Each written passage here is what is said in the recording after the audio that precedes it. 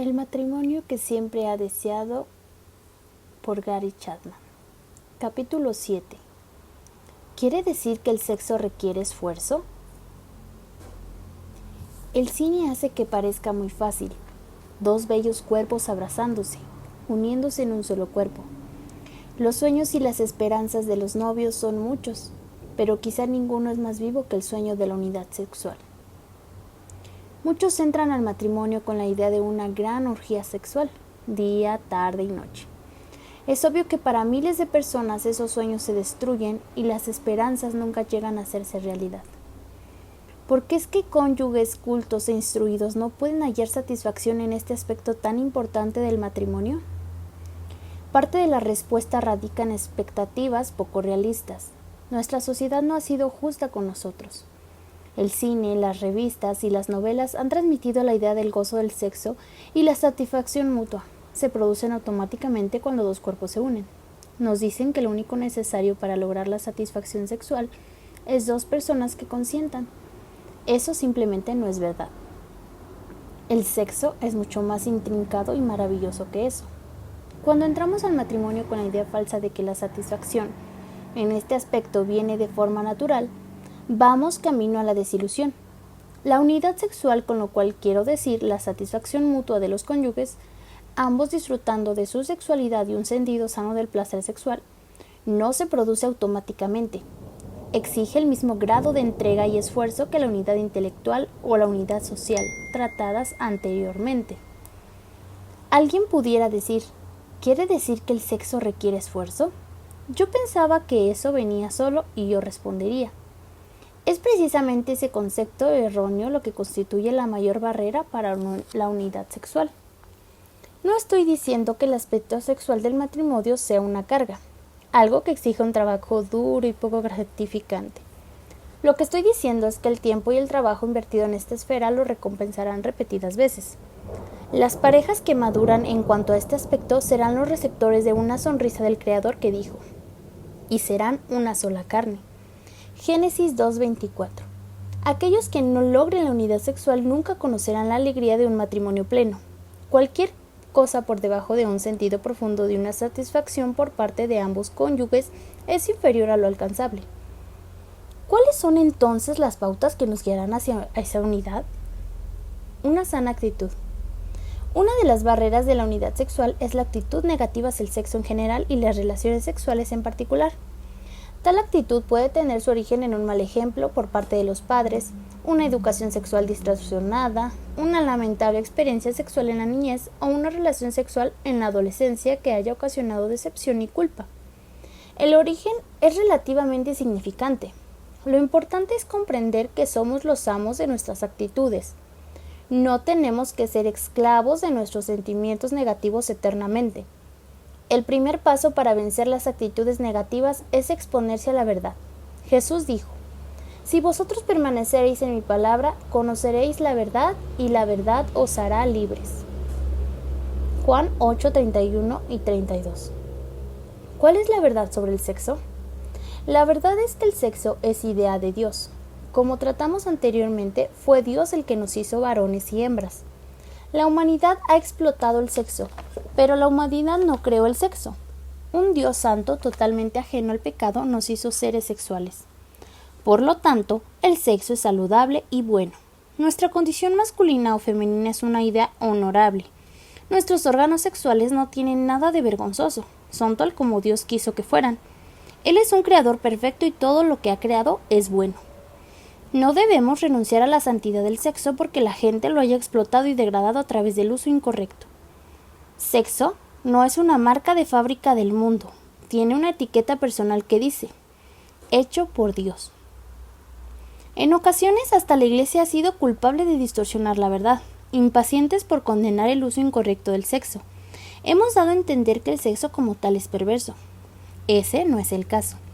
Pablo escribió, el cuerpo es para el Señor, vuestro cuerpo es templo del Espíritu Santo. 1 Corintios 6, del 13 al 19. Todo nuestro cuerpo es bueno y limpio.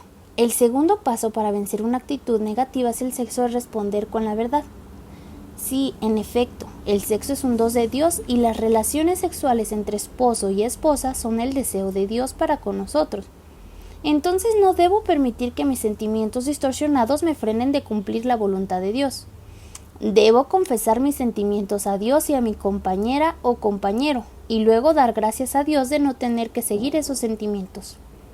Una oración de esta índole puede incluso hacerse de forma audible durante el acto sexual en sí. A medida que cumplo la voluntad de Dios en comunión con Él, mis sentimientos y actitudes cambiarán.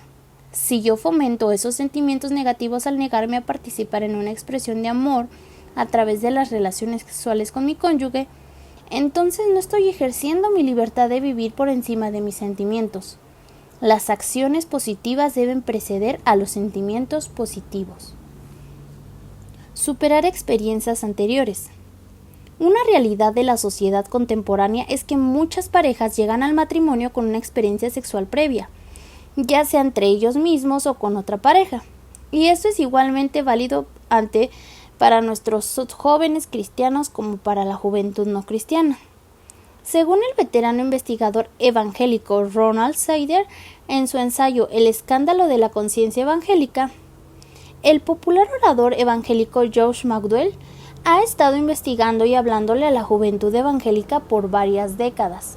Recuerdo que hace años dijo que la juventud evangélica tenía solo un 10% menos probabilidades de tener relaciones prematrimoniales que la no evangélica. El verdadero amor espera, programa patrocinado por la Convención Bautista del Sur. Es uno de los empeños evangélicos más famosos encaminados a reducir la actividad sexual prematrimonial entre nuestros jóvenes. Desde 1993, alrededor de 2.4 millones de jóvenes juraron esperar al matrimonio para tener relaciones sexuales. ¿Han mantenido esos jóvenes evangélicos su promesa? En marzo de 2004, investigadores de la Universidad de Columbia y la Universidad de Yale, que durante 7 años realizaron un estudio de 12,000 jóvenes que habían jurado, informaron acerca de las conclusiones a que llegaron.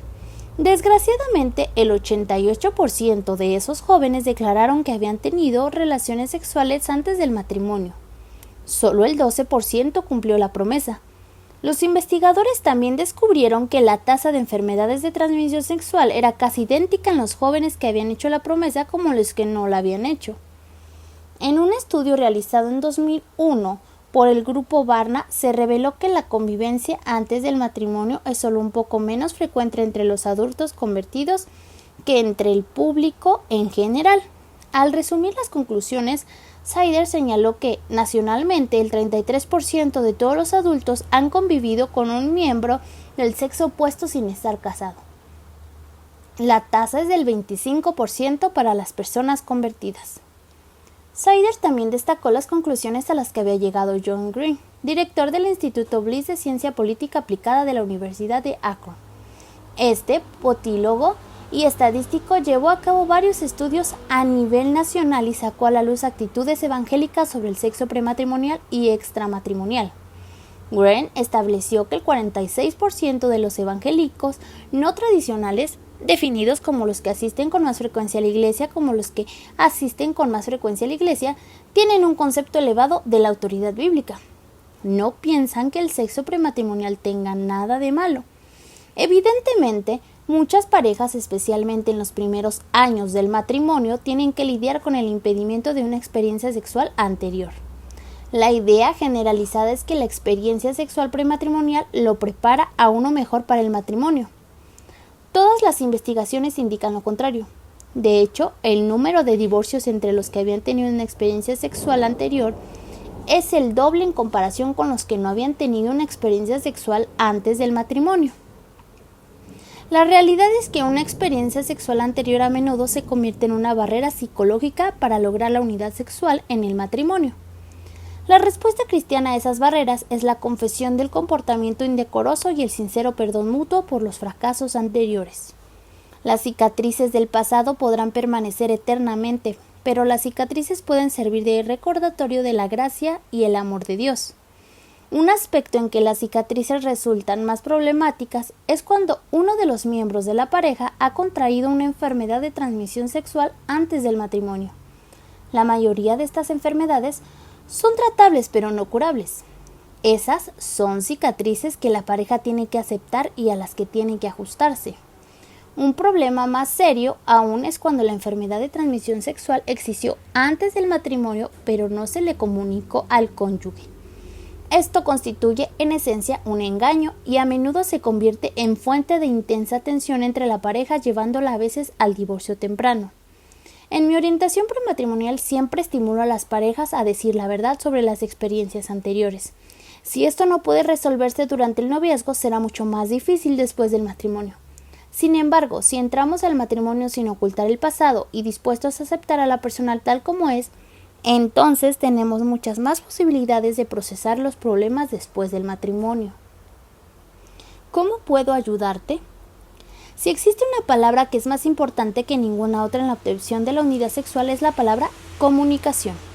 ¿Por qué estamos tan dispuestos a debatir todo lo demás y tan reticentes a conversar abiertamente acerca de este aspecto de nuestras vidas? Su esposa nunca podrá conocer sus sentimientos, necesidades y deseos si usted no los expresa. Su esposo nunca sabrá lo que a usted la hace feliz si usted no se lo comunica. Nunca he conocido de una pareja que haya logrado la unidad sexual sin tener una comunicación abierta acerca del sexo. En una ocasión, una esposa dijo en mi oficina que había estado casada durante 3 años y nunca había tenido un orgasmo. Sin embargo, nunca se lo dijo al esposo. No quería lastimarlo. Quizás algo le pasaba a ella, reflexionaba. Había consultado con su médico, quien le aseguró que no existía ningún problema físico. Cuando finalmente se lo contó todo a su esposo, el problema se solucionó pronto. El esposo no puede tratar de solucionar un problema que desconoce. Sin embargo, el esposo debería hacer preguntas para determinar si su esposa se siente satisfecha. En un intento de promover la comunicación en mis sentimientos sobre la vida familiar, periódicamente les he preguntado a las esposas y los esposos que escriban los consejos que les gustaría ofrecer a su compañero o compañera en relación en el acto sexual. Es decir, ¿qué sugerencias le haría a su cónyuge? ¿Qué en su opinión harían más significativo el acto sexual? Al final de este capítulo aparece una recopilación de dichas sugerencias.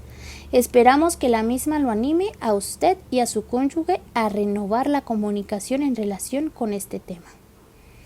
¿Por qué el sexo? Algunas parejas tienen dificultad en mejorar porque no entienden el propósito del sexo según las escrituras. El propósito más obvio, aunque ciertamente no el único, es el de procreación. Habiendo creado al hombre, mujer y hombre, los bendijo Dios y les dijo: fructificad y multiplicaos, llenad la tierra. Génesis 1:28. Las relaciones sexuales con el fin de procrear es la forma que tiene Dios de permitirnos participar de la emoción de la creación. Hay pocas emociones humanas que pueden igualarse al mirar el rostro de un niño, el fruto de su amor por su cónyuge. En las escrituras, los niños siempre son vistos como un don de Dios. He aquí, herencia del Señor son los hijos, cosa de estima el fruto del vientre. Salmos 127:3. ¿Qué hay entonces con respecto a la anticoncepción?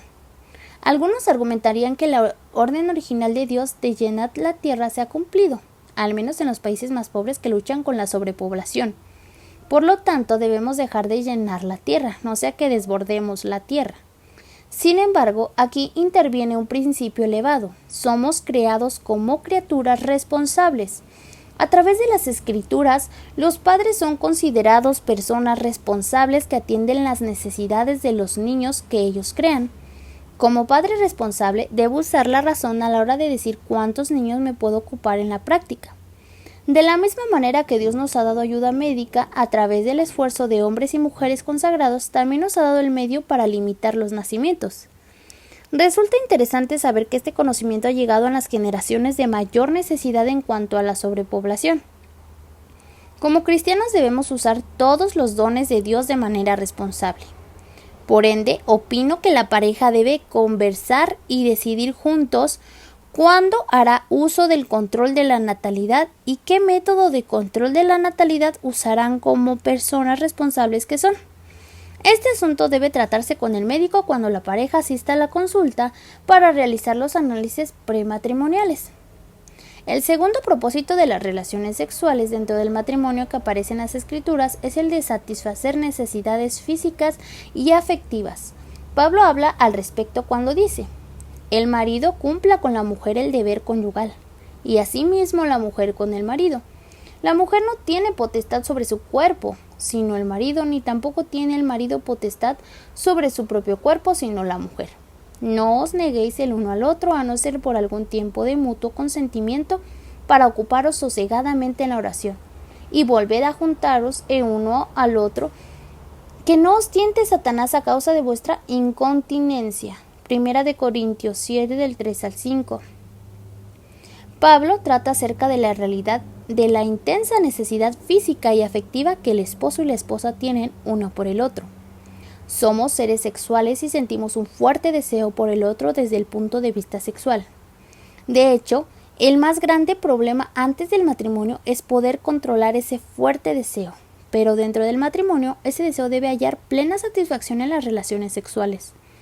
Cuando nos negamos ese privilegio, frustramos el modelo expreso que Dios reveló.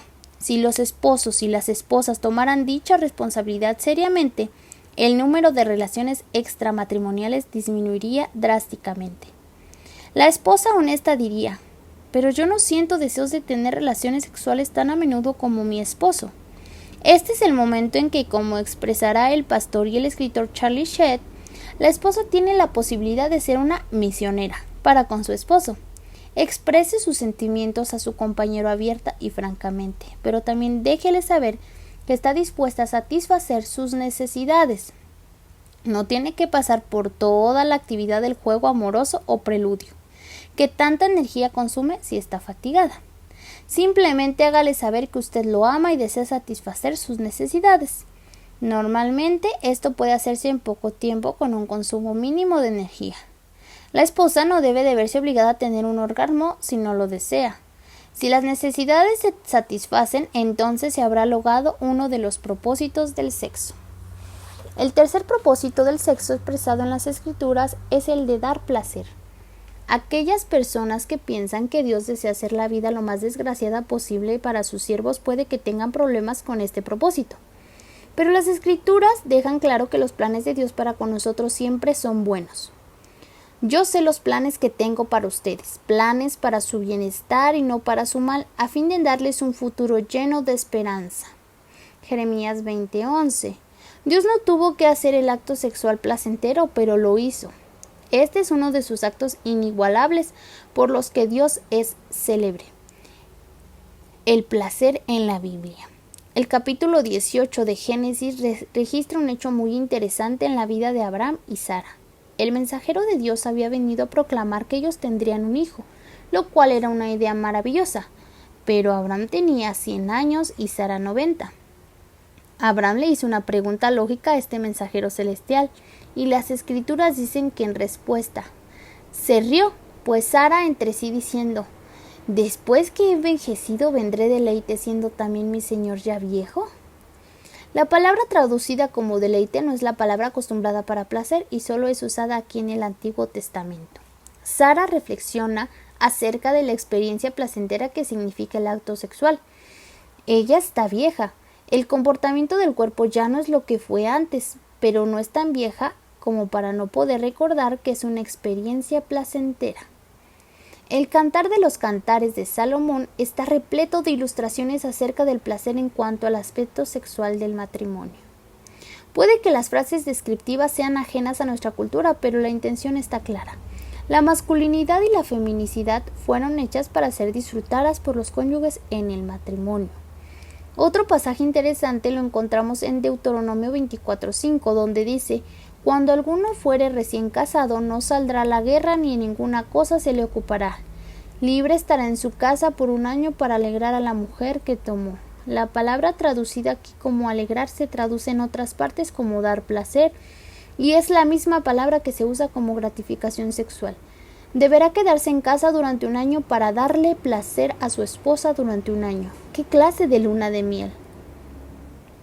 Expresar el amor durante la luna de miel y después.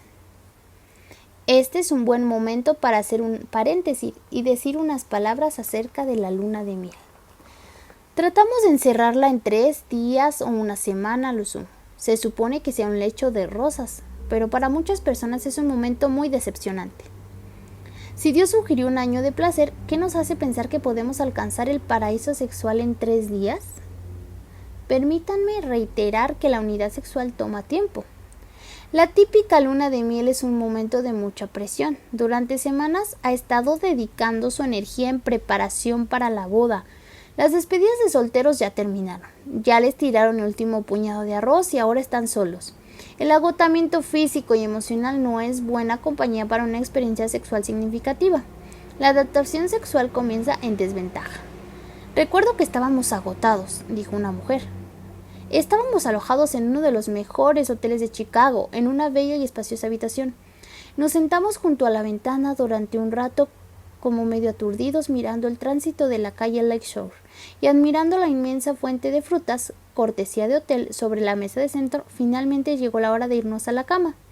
Y nos fue bien, pero nos dimos cuenta de que los dos necesitábamos urgentemente dormir. No esperen demasiado de la luna de miel. En el mejor de los casos es solo el comienzo de lo que vendrá después. El disfrute sexual en la luna de miel será mínimo en comparación con el disfrute de un año después si se dedican a cultivar la unidad. Estrechamente relacionado con la idea del placer está el concepto del amor. Uno de los deseos del amor es dar placer al ser amado.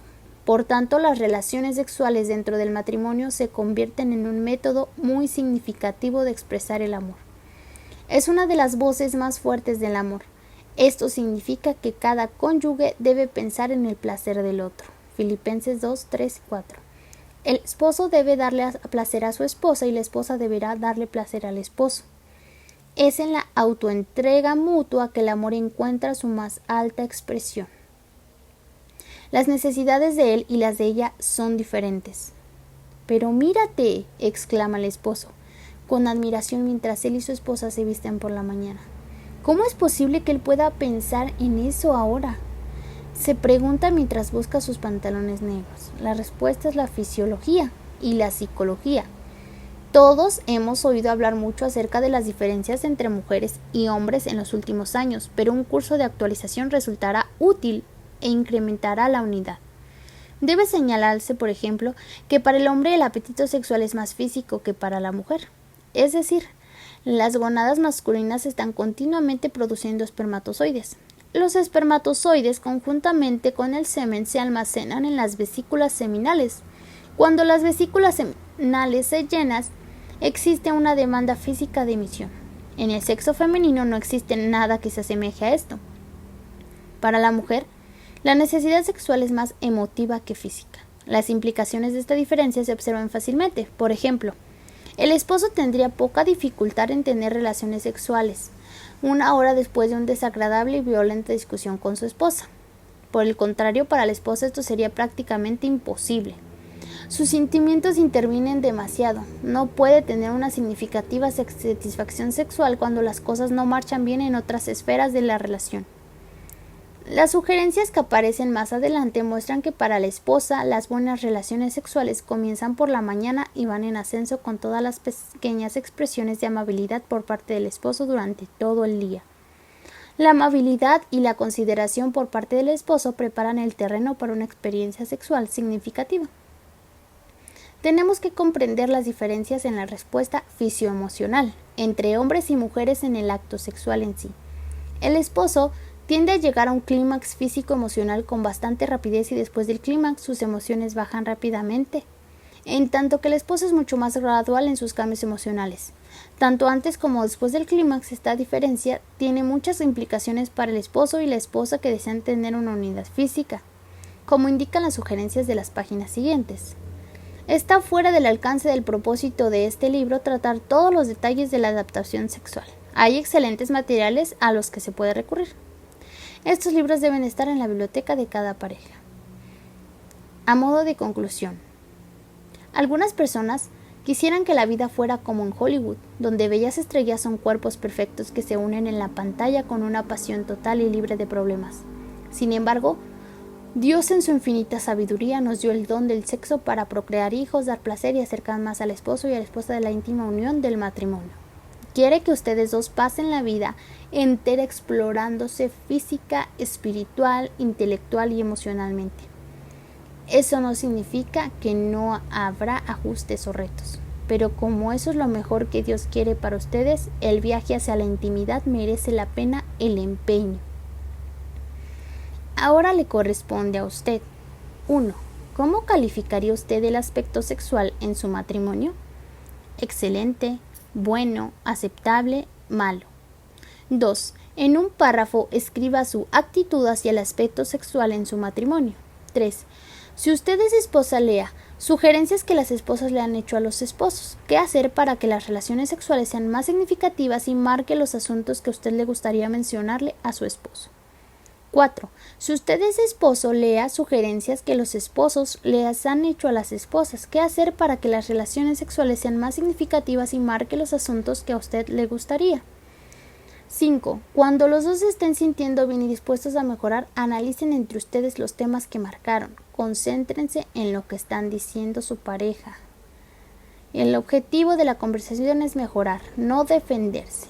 6. En otro momento escriba para usted mismo lo que usted puede hacer y hará para mejorar la unidad física con su cónyuge.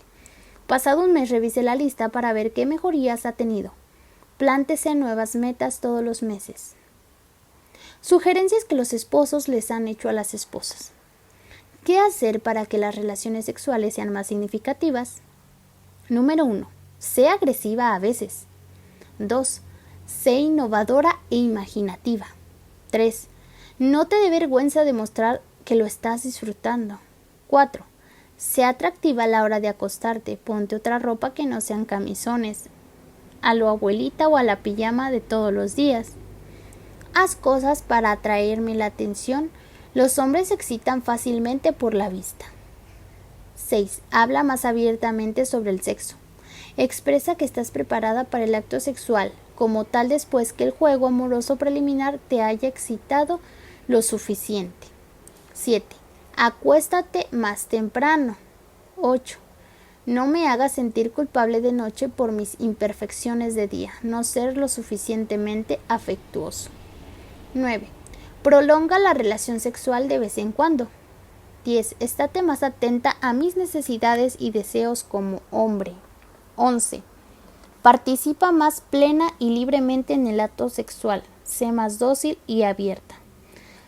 12. Permite la variedad en cuanto al momento del acto sexual, no siempre por la noche. Muestra más deseo y entiende que las caricias y los juegos amorosos son tan importantes para mí como lo son para ti. 14. No permitas que te sientas disgustada por los sucesos cotidianos que no salen bien. 15. Distraernos juntos al menos una vez a la semana. 16. No juegues siempre a hacértela difícil. 17. Despeja la mente de las cosas cotidianas, las de hoy y las de mañana, y concéntrate en lo que nos ocupa, el amor. 18. No trates de fingir que estás disfrutando. 19. No trates de castigarme negándome el sexo o dándomelo de mala gana. 20. Trátame como si fuera tu amante. Sugerencias que las esposas les han hecho a los esposos. ¿Qué hacer para que las relaciones sexuales sean más significativas? 1. Muestra más afecto y atención durante el día cuando llegues del trabajo. Bésame en el cuello. 2. Dedícale más tiempo al juego amoroso. El amor, el juego y los comentarios románticos son importantes. 3. Fomenta el acto sexual en distintos momentos en vez de siempre de noche cuando estamos cansados. 4. Sé más comprensivo cuando estoy enferma de verdad. 5. Sé agresivo y no esperes a que yo tome el primer paso. 6. Acéptame como soy, acéptame aun cuando me ves en mi peor faceta. 7. De vez en cuando dime que me amas y no solo cuando estamos en la cama. Llámame a veces simplemente para decirme te amo. No te avergüences de decirme te amo delante de otras personas. 8. Mientras me esté duchando, pon música suave en la radio. 9. Honra a Cristo como cabeza del hogar. 10. Muéstrate delicado y amoroso por lo menos una hora antes de iniciar el sexo. 11. Ayúdame a sentirme que soy atractiva sexual y románticamente, halagándome a menudo. 12. Dime lo que te gusta y cuando estás excitado expresa tus deseos más abiertamente. Comparte tu ser conmigo más plenamente. 13. Trata de no eyacular tan pronto. 14. Medita conmigo acerca de tus problemas y victorias. Déjame expresarte mis necesidades. 15. Aprecia la belleza de la naturaleza y comparte esa apreciación conmigo. 16. Asume más responsabilidad en cuanto a preparar a los niños para la cama. De ese modo podré sentirme descansada y compartir mejor la noche contigo. 17. Sé paciente conmigo. No te burles de mi lentitud para alcanzar el clímax. 18. No abordes las relaciones sexuales como si fuera un formulismo. Haz que cada vez sea una experiencia nueva. No permitas que la relación sexual se vuelva aburrida, haciendo las mismas cosas una y otra vez. Prueba cosas nuevas o lugares nuevos. Nunca trates de hacer el amor conmigo cuando albergues sentimientos negativos hacia mí o cuando sepas que las cosas no andan bien. Que haya armonía entre nosotros para que la relación sexual sea realmente de acto de amor. 20. De vez en cuando piensa en algo agradable de decir acerca de mí delante de los demás.